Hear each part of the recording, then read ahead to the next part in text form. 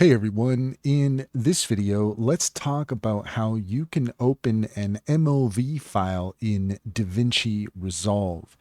In order to do so, here we are in DaVinci Resolve.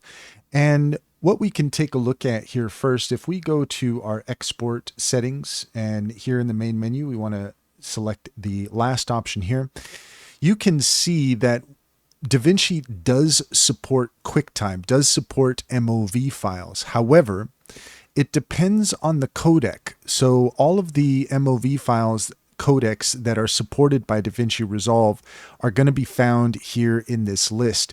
So essentially what happens if you are trying to bring in a QuickTime file that has a codec that's not supported by DaVinci Resolve, unfortunately, it's not going to work. This is an Apple thing. Apple has specific codecs that they use, and some of those do not work in DaVinci Resolve, and unfortunately there's not much that can be done about it. Now, that being said, you do have a variety of codecs that are going to work with MOV files, and basically if you go to your if we go to our edit screen, or even if we go to our cut screen here, then you can bring in an MOV file, but essentially the way to find out whether or not it's going to work is if you bring it in and it just doesn't work, then it's because the codec is not supported.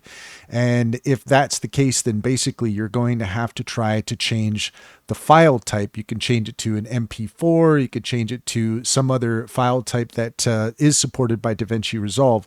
But if you find bringing in an MOV file that it doesn't work, it's because the codec is not supported, and unfortunately there's not much that can be done about that.